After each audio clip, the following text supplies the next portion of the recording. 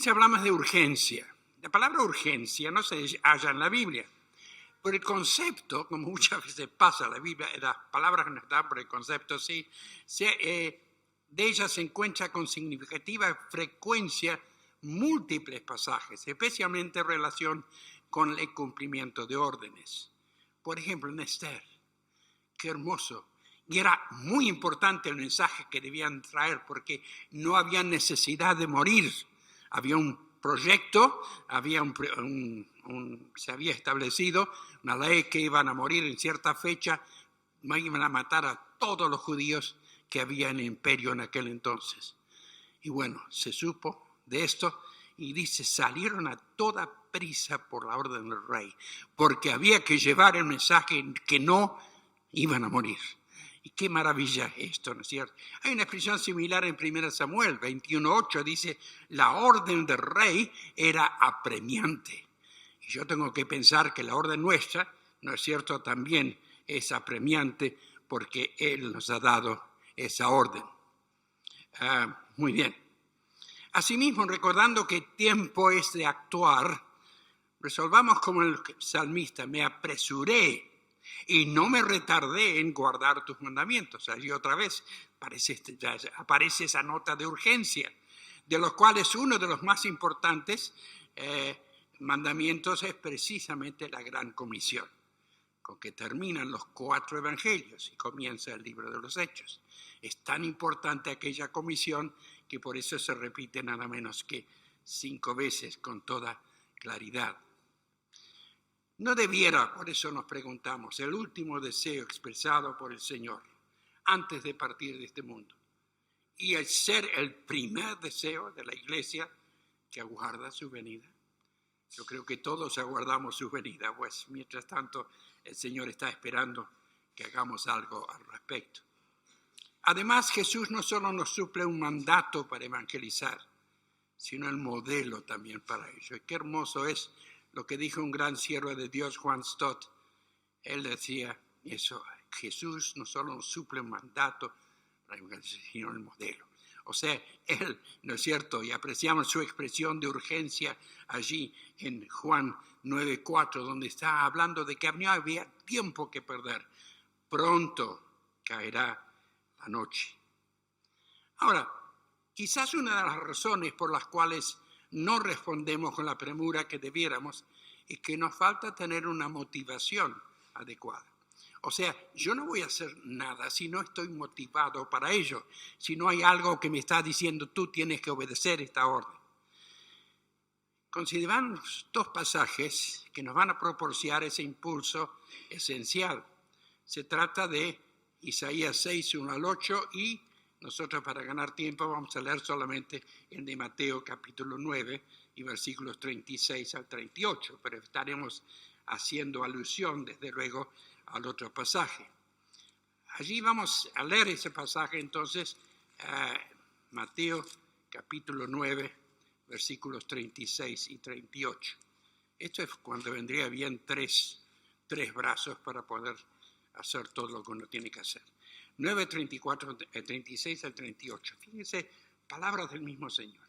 Y al ver las multitudes, tuvo compasión de ellas, porque estaban desamparadas y dispersas como ovejas que no tienen pastor.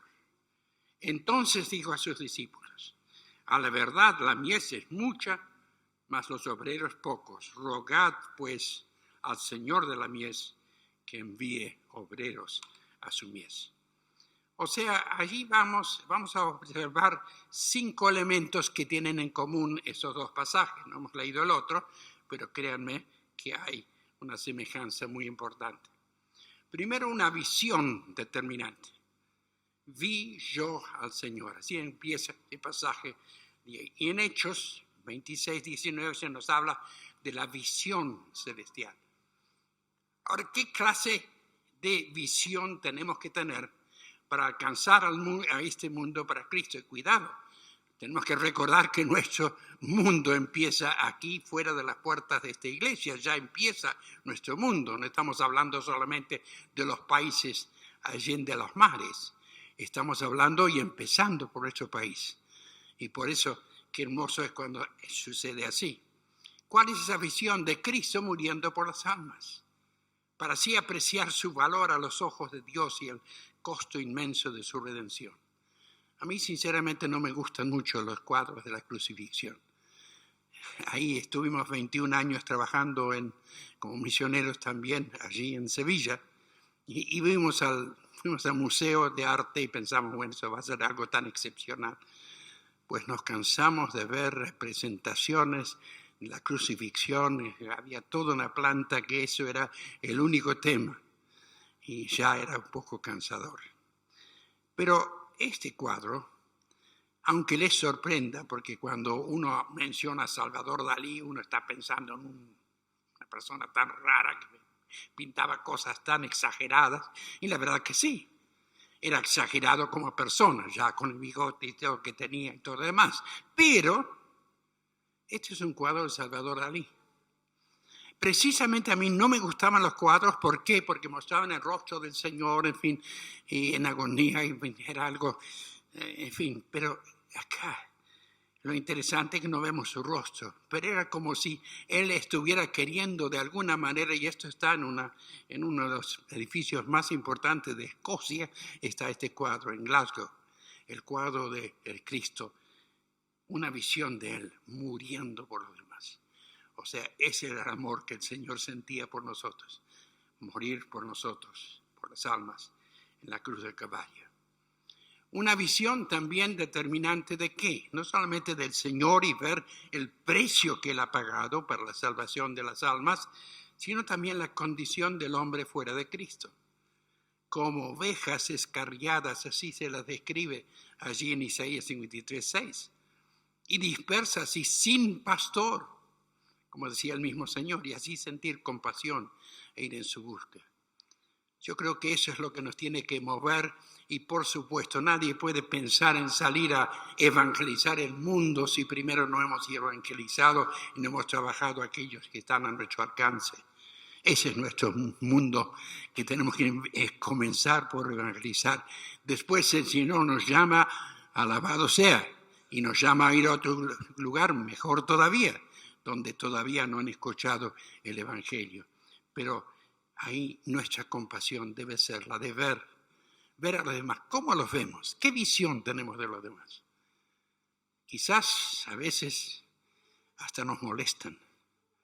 Nos molesta porque nos molesta quizás verlos en la condición en que están y quizás hacemos hasta un comentario negativo. Yo nunca lo haría, pero en fin, a veces lo hacemos o escuchamos, ¿no es cierto?, ese comentario sobre la condición y que de ellos, etc. ¿Cómo tenemos que verlos? Como ovejas descarriadas que están sin pastor. Necesitan de ese pastor y nosotros somos los únicos que podemos hablarles a ellos de él. Además, una visión determinante de que no solamente una visión del mundo, es una necesidad del Señor muriendo en la cruz por ellos, sino de la condenación que les aguarda. ¿Qué dice Proverbios 24:11? Libra a los que son llevados a la muerte, salva a los que están en peligro de muerte. Quizás nos pueda parecer que es un poco exagerado. No es exagerado. Evidentemente es Dios hablando de su siervo allí en Proverbios. Pero es que están en peligro de muerte. ¿Por qué? Decimos, bueno, porque si no conocen a Cristo como Salvador personal y pasan a la eternidad, estarán, esas terribles palabras, sin Dios, sin Cristo, sin ninguna esperanza. Qué tremendo. Interesante que esa palabra sin, que quiere decir, por supuesto, lo que entendemos por sin, si lo traducimos al inglés, sin es pecado. Y es un pecado que estén sin Cristo cuando nosotros podemos estar alcanzándolos con el Evangelio. ¿Qué responsabilidad tengo hacia los demás? Si yo los veo en situación de peligro, yo voy a hacer algo al respecto. Yo estoy seguro que si vieras que una persona que está cruzando la calle quizás podía ser atropellada, vamos a hacer algo para tratar de salvar a la persona. Mucho más terrible es pensar que esas personas están sin Dios, sin Cristo y sin ninguna esperanza si no reciben a Cristo como Salvador personal. Y una visión, y aquí es donde ampliamos la visión nuestra, ¿no es cierto?, de los campos blancos y listos para la siega. Y aquí otra vez una pregunta del mismo Señor. ¿No decís vosotros, aún falta 4 meses para que llegue la siega? Y aquí yo os digo, alzad vuestros ojos y mirad los campos, porque ya están blancos para la siega. ¿Qué dice ya? Significa ahora mismo. Están ya blancos, están listos. Y me encanta escuchar noticias de lugares como Marruecos o de lugares en Medio Oriente donde no pueden siquiera decir que son misioneros, desde luego, o los que están trabajando en Turquía y otros países musulmanes donde hasta es contra la ley estar predicando el Evangelio. Sin embargo, esos campos están blancos, listos para la siega. Hace falta solamente echar la hoz de la predicación. Notad justamente el llamado de Joel, capítulo 13, versículo 13, dice, echad la hoz, pues la mies está ya madura. O sea, la hoz de la predicación, la hoz no solamente de la predicación, la hoz de la oración. Porque a veces pensamos, bueno, yo con mi edad, ¿qué puedo hacer? Ya no puedo salir como joven para trabajar para el Señor. Puedes ir allí. ¿De qué manera? Con la oración. Y esto es lo hermoso, cuando todos los días podemos tener algún plan de oración y estar orando por personas en distintos países y distintas zonas de nuestro país. Hay muchas zonas de este país todavía sin alcanzar. Está bien, hay zonas donde gracias a Dios, Dios ha obrado y sigue obrando de una forma maravillosa. Estamos muy contentos, por eso estamos tan ocupados de estar en Jujuy. Hay 100 asambleas de hermanos en Jujuy, en la provincia de Jujuy. Una de las provincias con menor, número de pobladores. Sin embargo, hay 100 asambleas ahí. ¡Qué bendición! ¿Por qué? Porque hubo quien, con esa visión, el hermano Payne y otros que le siguieron, ¿no es cierto?, que sintieron del Señor que debían ir ahí, y ahí han ido con el mensaje, han ido a predicar allí, y ha sido una bendición tremenda, desde luego. Y estamos viendo los frutos, viendo los resultados. Qué hermoso es esto, ¿no es cierto? Es una visión de la mies que ya está lista. Hoy fenómeno, está funcionando bien, porque siempre hay veces que me olvido y pasan 2 o 3 y yo me he olvidado que no los estáis viendo. Echad la hoz del Evangelio que, fíjense lo que dice ahí, antes que venga la muerte con su hoz. Siempre ha sido la figura de la muerte, ¿no es cierto?, una figura media tétrica, pero pensar así es. ¿Cuándo pueden ser alcanzados? Cuando todavía están con vida, cuando todavía nosotros podemos llegar con el Evangelio hacia ellos. Ahí estamos viendo justamente una mujer en Oriente corta el grano con una hoz a la manera tradicional, pero lo terrible es la figura de la muerte, ¿no es cierto?, que por sorpresa muchas veces puede alcanzar a las personas. Nosotros no sabemos cuánto va a durar la oportunidad de esa persona de escuchar el Evangelio. Por eso es que somos responsables de llevarle el Evangelio a esa persona cuando todavía está allí. Otra cosa, otra visión también de los claros y las brechas en la obra del Señor. El Señor se ha llevado a siervos suyos maravillosos.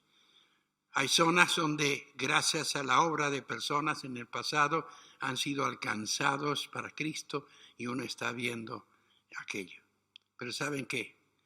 Triste es cuando vemos las brechas.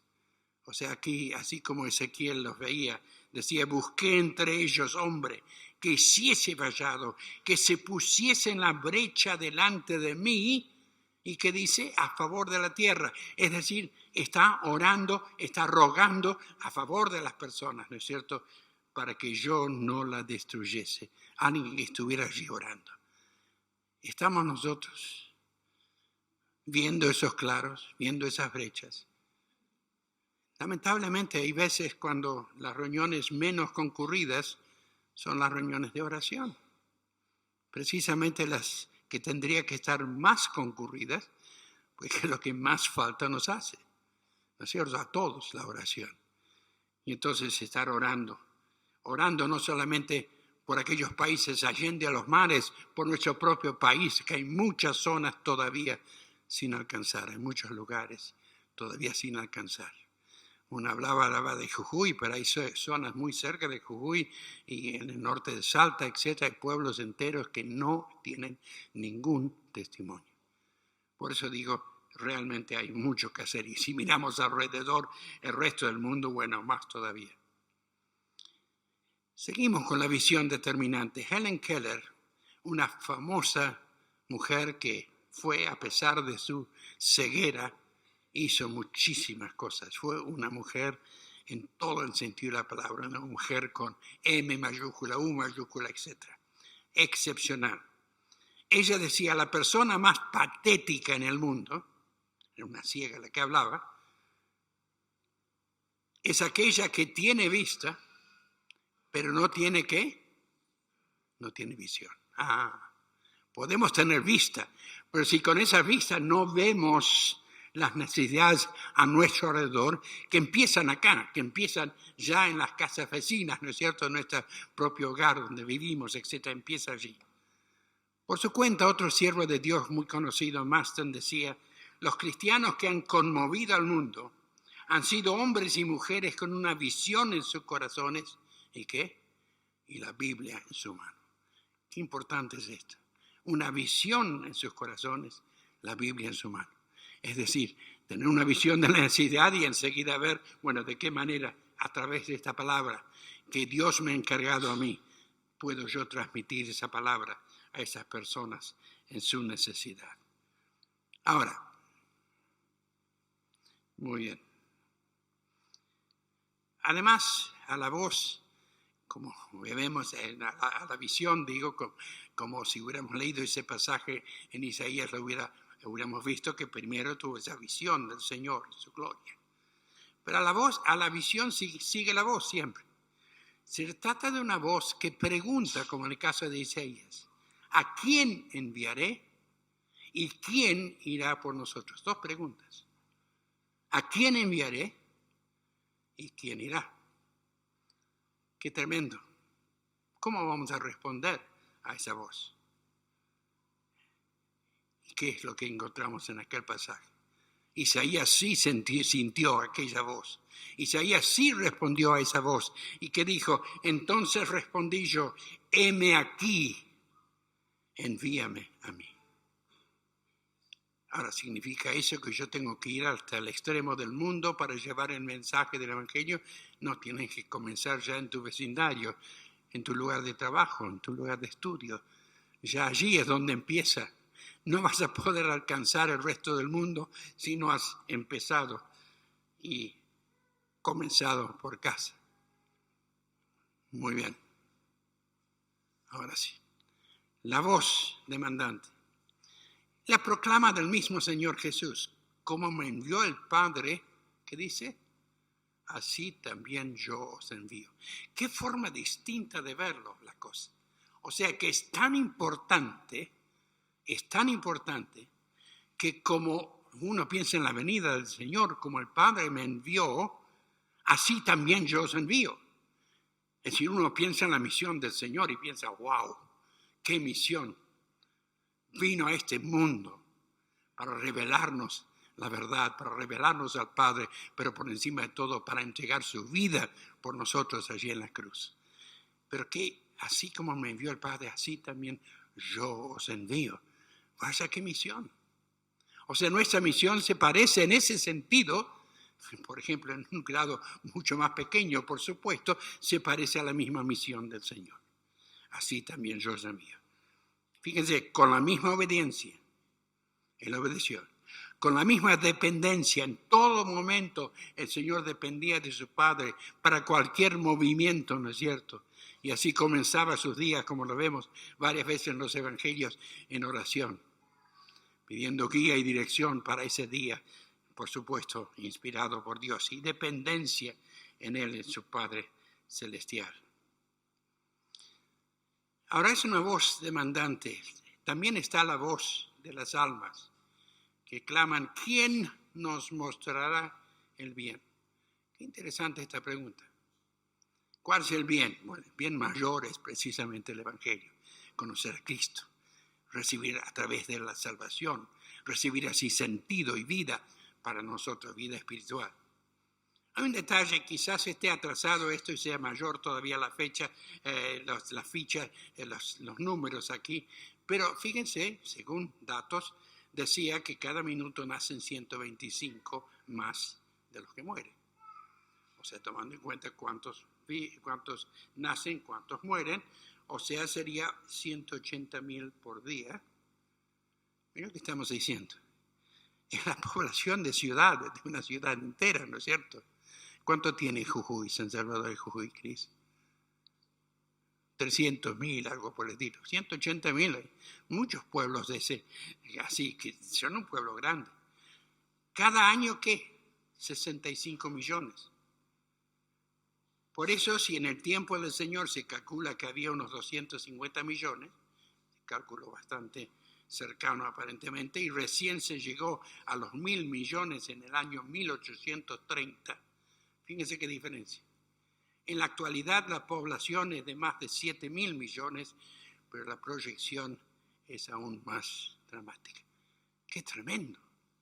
O sea, la necesidad es cada vez, ¿qué? Mayor, se extiende más. Y eso lo vemos y estoy seguro que tú has visto que también aún en el orden, digamos, cercano, cada vez hay más personas a nuestro alrededor que necesitan el Evangelio. Una proyección de una empresa internacional que establece, y fíjense, si estamos en los 7.000 millones, calculan para el año 2050, si llegamos al año 2050. Algunos pensamos que el Señor va a venir mucho antes, pero no podemos poner fechas y no debemos poner fechas para estar siempre listos para su venida. Pero fíjense, si llegaría entonces la población del mundo a 10.000 millones de habitantes. Esas son palabras mayores. Estamos hablando, ¿no es cierto? Y fíjense, la mayoría de esos países que son países en desarrollo, por no decir los países subdesarrollados, es mucho mejor, mucho más correcto decir países en desarrollo. Pero fíjense, llegamos a los 10.000 millones. Esta es una barbaridad. Ahora, pero uno tiene que pensar, y esto es lo triste, que ante ese cuadro, la vacilación decepcionante nuestro, en visión de la misión de la Iglesia, en visión del empuje misionero, debería producir en nosotros la misma congoja del Señor. Él estaba, a la verdad, triste cuando decía estas palabras. Ahora, ¿por qué tan pocos? Con las más o menos 3.000 asambleas de habla hispana en el mundo. ¿Qué es eso en relación a lo que es el resto del mundo? Ahora, ¿por qué? Las primeras 3 razones son las más obvias, pero hay más para considerar, por supuesto. Primero, la ignorancia de los que son conscientes de las necesidades y oportunidades misioneras, de los que no son conscientes. O sea, la verdad, la mies es mucha, se lo decía el Señor, mas solo veré los pocos. Sin embargo, a veces parece que tuviéramos aquellas cosas que le ponen los caballos para que no miren hacia el costado. Y estamos, ¿por qué preocuparnos por los demás? Cosa de ellos. Ellos tienen la oportunidad de escuchar. Hay otros que están predicando. Se puede escuchar por radio, se puede ver por televisión. Unas versiones por televisión rarísimas, por supuesto. Pero en fin, ¿qué estamos haciendo? Nos estamos lavando las manos, sinceramente. Es inexcusable. Además hay otras cosas, razones de esa vacilación nuestra, de no hacer algo concreto. Es la indiferencia, aun en el caso de conocer las necesidades y oportunidades. Quizás contagiados por poco interés de los líderes. Y bueno, ¿qué? Y bueno, se está predicando el Evangelio, tenemos los lugares de culto, se abren todas las semanas, se predica el Evangelio todas las semanas, están los programas por meditaciones, etcétera, etcétera, etcétera. Como diciendo, yo no soy responsable, sí eres responsable, igual que yo. Yo tengo que pensar, yo tengo que hacer algo al respecto. ¿Qué puedo hacer yo para de alguna manera alcanzar aquello? Otros por involucrarse demasiado en otras actividades, programas propios, etc., quizás lícitos, pero que restan fuerza. Y entonces hay otros, sí, es cierto, algunos que su indiferencia es terrible, es decir, a mí ni fu ni fa, o sea, no les importa en absoluto. Pero también insuficientes esfuerzos de los que están al frente de la iglesia también de discipular y actuar como mentores. Fíjense, me encantó este cuadro, no me encantó en el sentido bueno, pero sí en el sentido de lo que hace pensar esto de este hombre durmiendo. Allí está el cristiano perezoso, está su espada sin usar, está el escudo de la fe, pero si se fijan bien, parece que hace rato que está durmiendo, porque ahí hasta se ve que, digamos, hace rato que está descansando sin hacer nada. Por eso uno tiene que pensar también, y hay otros motivos a veces, la inadecuada apoyo misionero. Misiones hispanos, especialmente en otros países islámicos. Hay países donde hay que tener un apoyo mucho mayor que en otros, porque no van a recibir, no van a ir a tomar una reunión y recibir una ofrenda por tomar la reunión, nada de eso. Tiene que encima gastar el viaje y llegar hasta allí, llegar con el mensaje, en fin, especialmente países islámicos, lo difícil que es. El incumplimiento de la finalidad de la obra misionera. Fíjense lo que alguien ha dicho. Las misiones no son un fin en sí mismo, sino un medio para lograr ese fin. El fin es surgimiento de iglesias que se gobiernan, sostienen y financian a sí mismos. Así ha sido siempre. Así, gracias a Dios, ha sucedido en este país, que gracias a esos misioneros que vinieron acá y enseñaron la palabra y establecieron los principios, digamos, claros y los fundamentos, ¿no es cierto? Bueno, se llegó y se autosostienen.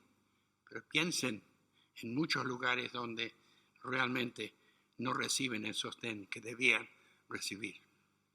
Eso debiera tocar nuestros corazones y también, por supuesto, nuestros bolsillos. Según Hebreos 3:1, es un llamamiento, también una vocación celestial. Implica un concepto adecuado del objetivo de nuestra conversión, de nuestra misión. Evidentemente somos salvados para servir. No hemos sido salvados para solamente disfrutar. Es lindo disfrutar, cruzarnos de brazos, decir qué lindo es ser creyente. Qué lindo es tener hermanos en la fe. Qué lindo es venir a un lugar donde hemos estado antes y encontrarnos con viejos amigos, hermanos en la fe. Qué hermoso es esto. Pero somos salvados para servir, no solamente para poder gozarnos, sí, y para usar la forma española de decirlo, me encanta más que la forma que lo decimos acá en la Argentina, es una gozada, es una gozada. Debiera ser para nosotros, ¿no es cierto?, la misión nuestra, pensar que estamos al servicio de Dios. Él nos ha dado ese privilegio, Él nos ha dado esa oportunidad, pero Él nos ha dado también esa responsabilidad de cómo respondemos. Salvados para servir a Dios, aprovechando las oportunidades que Dios nos da. En ese sentido, ¿no es cierto?, recuerdan que tenemos que tener una comprensión acertada de nuestra misión. Debe ser primero un principio, pues Dios nos ha creado en Cristo Jesús para alcanzar a otros con su amor. Hemos sido salvados ¿para qué? Para poder salvar a otros. Eso es evidente a través de toda la Escritura. Pero además de eso, es un programa que Él ha presentado en las Escrituras para llevar el Evangelio hasta lo último de la tierra. Y así empezó en Jerusalén. Y que fueron necesarias, ¿qué? Algunas persecuciones para que se dispersaran más y se extendieran más y pudiera entonces ir hasta lo último de la tierra. Todavía hay sectores de este mundo donde no ha alcanzado aún el Evangelio. Y una vocación decisiva, desde luego. Un propósito al cual nos comprometemos con nuestro esfuerzo, nuestro tiempo, nuestro dinero y nuestra oración, por supuesto. Yo he sido creado para cumplir el propósito de Dios. Y tiene que ser una prioridad que demanda concentración absoluta. ¿Cuáles son nuestras prioridades? Si hicieses una lista de tus prioridades, ¿qué ocuparían los primeros lugares? Ojalá Dios esté entre esos primeros, o Él sea el primero de todos, desde luego. Y además de esto, una pasión que arde dentro nuestro, o sea, impulsándonos a llevar el Evangelio a otros. Me encantó el libro que escribió hace muchos años Oswald Smith, Pasión por las almas. Por eso vino y llegó hasta la Argentina hace muchos años y tuvo una campaña evangelística allí en Luna Park, por hace años ya. Qué cosa más hermosa fue aquello y poder estar, digamos, con él allí. Una vocación, ya me lié yo. No, ya me lié. Para atrás. Vamos. Ahora sí. Se me había adelantado demasiado. Está bien que uno esté entusiasmado, pero que no se entusiasme tanto que se vaya al final del mensaje. Ahora, sin embargo, para demasiados es meramente una especie de postdata en la página de su vida diaria. No era así, como vemos en el caso del Señor, que para Él era algo de una importancia primordial. Y así lo vemos en sus palabras en Lucas, capítulo 2 y versículo 49. ¿No sabíais que en los negocios de mi Padre me es necesario estar? O sea, esto era lo que impulsaba al Señor. En los negocios de mi Padre. Bueno, qué hermoso es pensar cuando estamos en los negocios de nuestro Padre Celestial. Estamos involucrados en su tarea, la que Él nos ha encomendado. Por eso seguimos con lo de la vocación decisiva, ser consciente de nuestro llamado. Me encantó aquel gran hombre de Dios que William Carey.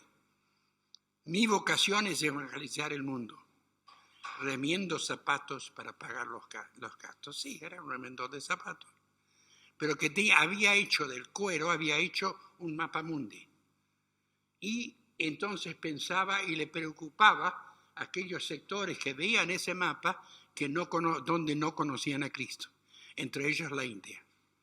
Fue una sociedad misionera y se ofreció como misionero acá, a la India. Le dijeron, ¿qué capacidad tiene usted? ¿Qué estudios tiene? Y él le habló, era remendón de zapatos, trabajaba remendando zapatos. Se burlaron de él, pero el Señor tenía otro propósito para él. Y él fue allí, sí, aprendió varios de esos idiomas de la India y otros lugares cercanos. Y fue el comienzo, digamos, con la punta de lanza, por así decirlo, de la obra misionera que se extendió por todo aquel continente y en especial en la India y los países vecinos. Un hombre que remiendo zapatos para pagar los gastos. Sí, mi vocación es que evangelizar, o sea, el trabajo era para él secundario. Ahora, luego, una voluntad dispuesta, como nos recuerdan también las palabras del Señor en Juan 4:34, luego de su encuentro tan especial con la mujer samaritana, cuando les extrañó a sus discípulos que estuviera hablando con una mujer, ¿no es cierto? ¿Y qué le dijo? Mi comida es que haga la voluntad del que me envió y que acabe su obra. ¿Lo sentimos así nosotros? Como aquello que es tan necesario como la comida para nosotros, pero en el sentido espiritual. Involucra, por supuesto, la voluntad dispuesta. ¿Dispuesta a qué? A obedecer cuando el Señor nos llama o indica algo. Y esto, vuelvo a decirlo, no es necesariamente allí, allende los mares, no, allá, en la casa del vecino o la casa de enfrente o la calle de enfrente o el barrio que está cerca nuestro. Nos recuerda la disposición de Pablo luego de su dramática experiencia en Damasco. ¿Se acuerdan cuál fue su pregunta? Él temblando y temeroso dijo: Señor, ¿qué quieres que yo haga? Señor, ¿qué quieres que yo haga? Espero que el Señor no tenga que darnos un sacudón, como hizo en el caso del apóstol Pablo, para que prestemos atención y le digamos así. Pero entonces tenemos que responder como en aquel caso de Isaías, cuando él tuvo esa visión y sintió el llamado. ¿Qué dijo? Heme aquí, envíame a mí. Ahí empieza, ¿no es cierto? Una voluntad dispuesta a orar. Entonces dijo a sus discípulos: a la verdad la mies es mucha, pero los obreros pocos. Y que dice: rogad pues al Señor de la mies que envíe obreros a su mies. Por eso me encanta que ustedes tengan reuniones de oración especial para los misioneros. Hay iglesias que no lo tienen. Oran, entre otras oraciones, se ora por los misioneros. Pero es una cosa tan importante cuando pensamos en las necesidades a nuestro alrededor. Tremendas esas necesidades. Y una voluntad para ofrendar. Ahí lo tenéis. Pero con mayor deseo que la del humorista, que al ser desafiado al dar hasta que le duela, él respondió de esta manera: el solo pensarlo me duele. Qué cosa, ¿no? Qué tremendo. Debería ser algo espontáneo de parte nuestra, el deseo de ofrendar. Y la otra, obrar. No nos quedemos solo con los buenos propósitos. Ahora pues, llevad también a cabo el hacerlo, para que como estuvisteis prontos a querer, también lo estéis en cumplir. Eso es lo que dice la palabra. Fuimos prontos a querer, pero ahora tiene la otra parte, a cumplir. Recuerda por eso lo que alguien ha dicho, que la gran meta de la educación no es el conocimiento, sino que la acción. El conocimiento que nos lleva a la acción, desde luego. Pues por la experiencia de esta ministración glorifican a Dios por la obediencia que profesáis al Evangelio de Cristo y por la liberalidad de vuestra contribución para ellos y para todos. O sea, estaban obrando, estaban pensando: ¿qué puedo hacer yo para ayudar en la extensión del Evangelio? Y permíteme una nota personal. Hemos sido salvados por esfuerzos misioneros y evangelísticos del pasado. Pero ¿qué de las generaciones futuras? Permitidme esa nota muy personal. Al retirarse de la Argentina a finales de 71, luego de 50 años de labor, mi padre, don David Morris, tuvo varias despedidas muy emotivas, por la que le impresionó más y más me habló de eso que de cualquier otra.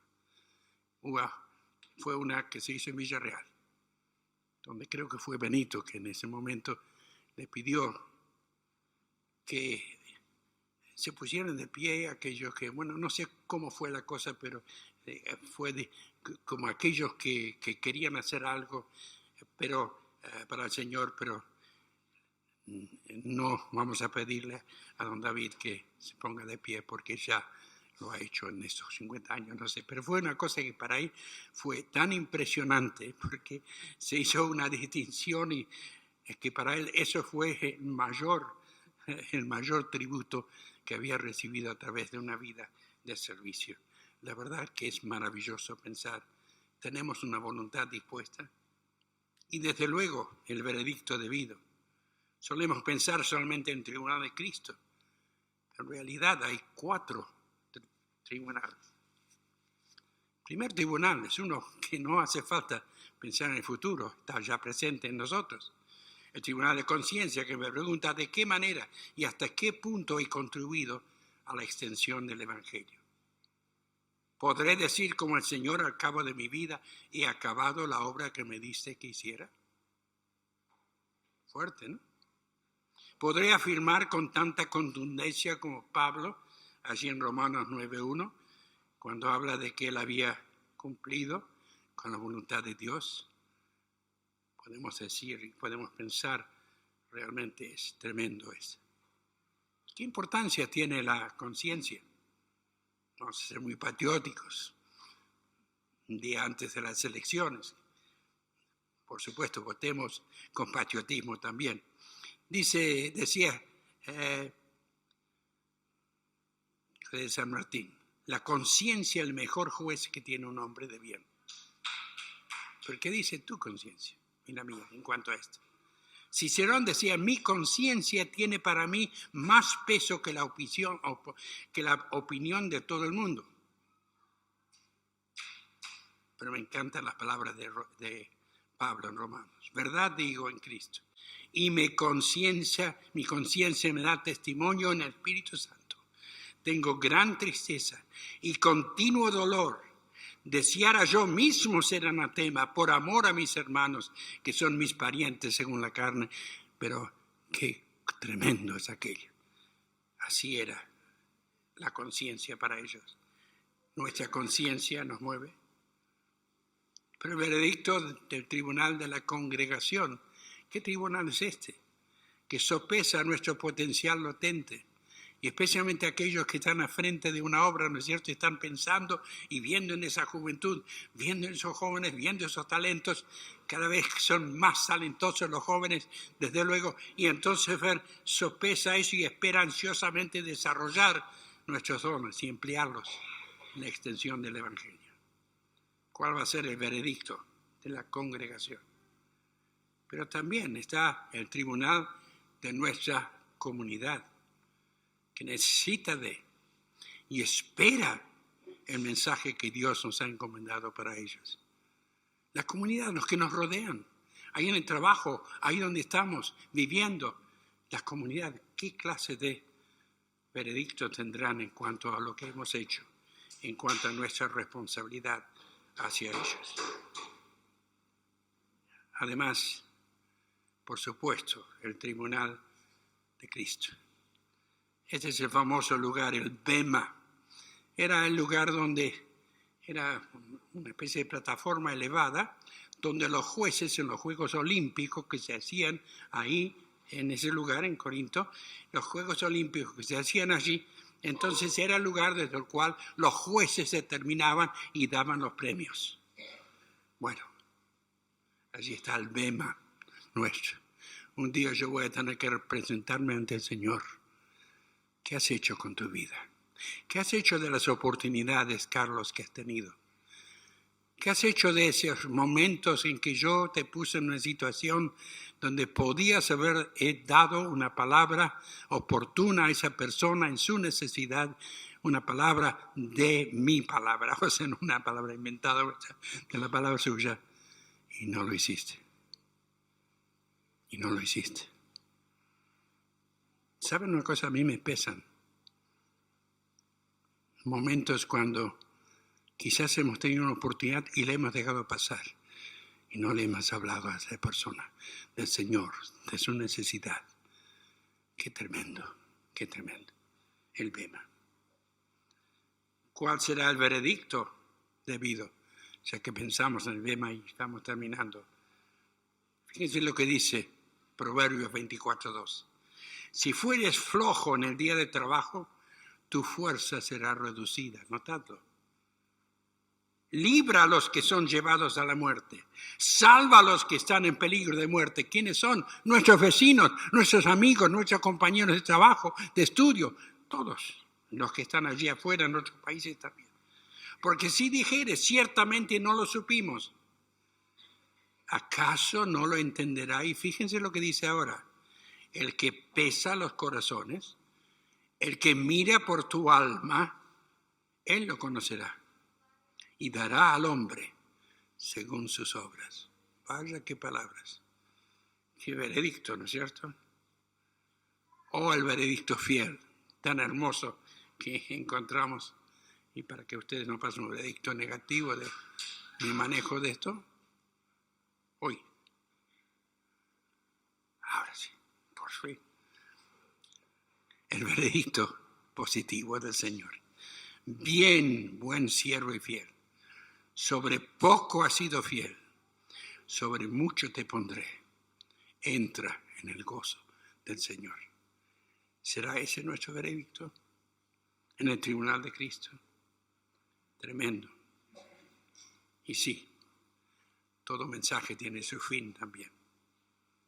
Merecerás, y quiero hacerlo personal, mereceré la aprobación de Dios, porque has respondido a la visión, has escuchado su voz, has sentido esa vocación decisiva y has evidenciado una voluntad dispuesta. Merecerás esa aprobación. Que el Señor nos ayude para que podamos cada uno decir, sí, Señor, libre estoy. Yo creo que ninguno de nosotros podemos decirlo, sinceramente. Pero por lo menos, en una medida mucho mayor, podamos decir, sí, Señor, yo quiero responder a esa visión, quiero sentir esa vocación, quiero mostrar mi voluntad dispuesta a hacer tu voluntad. Que el Señor nos ayude para que, he querido hacerlo gráfico para que llegue más, a hacernos sacudir un poco, ¿no es cierto?, y sacarnos de la modorra en que a veces nos encontramos para podernos dar cuenta de nuestra responsabilidad ante Dios. Oremos. Bendito Dios y Padre Celestial, demos gracias por tu palabra, tu preciosa palabra, siempre al día, siempre vigente para cada uno de nosotros. Y te rogamos que en esta noche tú puedas obrar en el corazón de todos. Estamos pensando en especial en los jóvenes, para quienes al final de cuentas era este culto, pero pensamos en todos los que estamos presentes. Todos también somos responsables delante de ti, de lo que hagamos con lo que tú has puesto delante nuestro.